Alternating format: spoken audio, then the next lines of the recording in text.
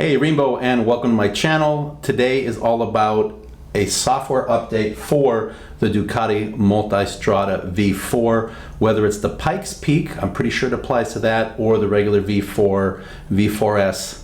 We have an update that needs to go in place.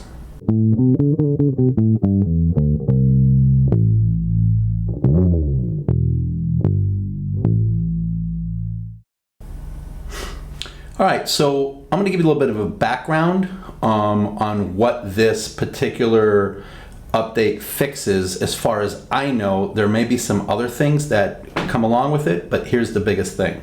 So back in April, I was on my way out to Coda, and when I was on my way out there, something happened. One of the nights I woke up in the morning, turned the bike on, just turned the didn't turn the engine over, I just turned the bike on. Okay, did not start the engine.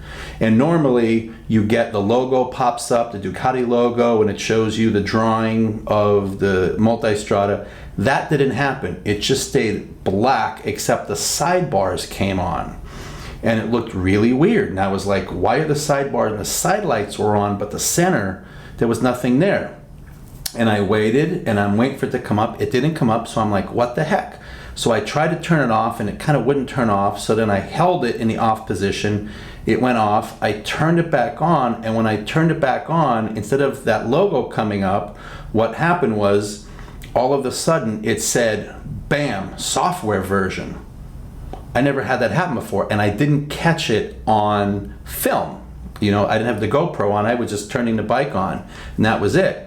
So then when it turned on, there were all kind of red warning indicators all over the place, and I was like, something's not right here.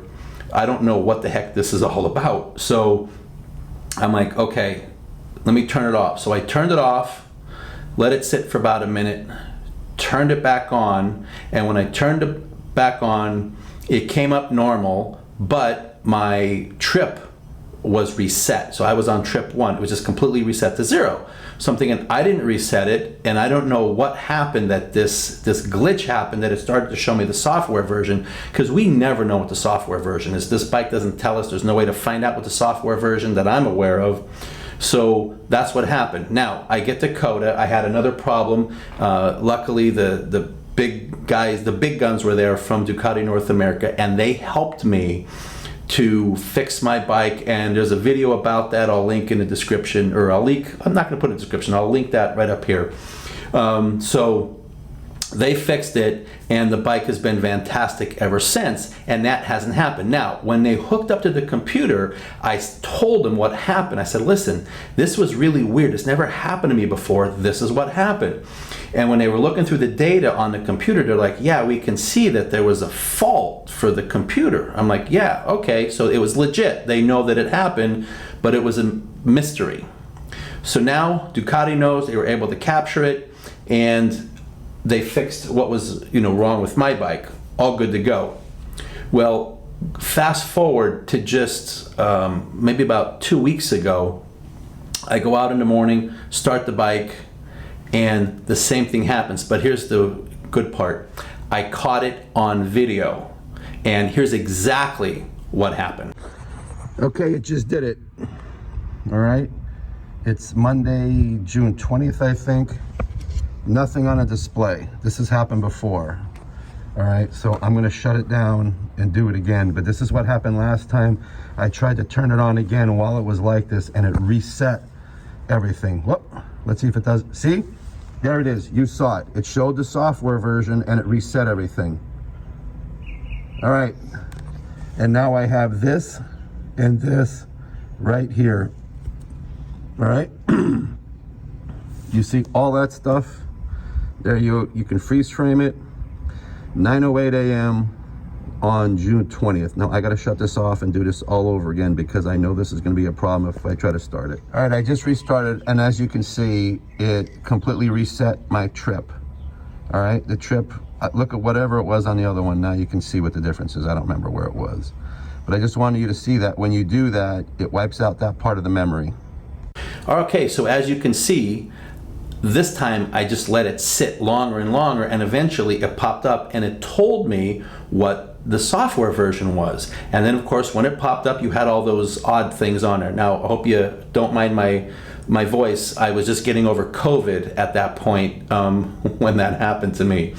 So I took that video and I sent it directly to Ducati North America, to my contact there in the technical department, and they evaluated it. And I could see, because I put it in private on YouTube, and I saw that it was viewed at like 7 or 8 times, which means that Ducati was looking at it.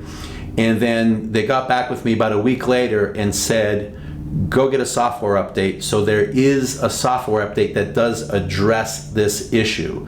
And I don't know when it come out. I don't know if there are other changes in it, but it's pretty interesting what I found when I took it back, because now it seems like it's working perfectly fine, but I did have to reset some of my riding modes, and that's about it. So if you've had that glitch where you turn it on and the logo doesn't come up and it gives you the software version and some other error codes, it happens. It doesn't affect the performance of the bike. I just turn it off and then turn it back on again till it cleared. It only happened twice in, let's see, April, May, June. It happened like in 2.5 months. It happened twice, so that's not too bad, especially with how much I use this bike. This bike goes to work with me every single day.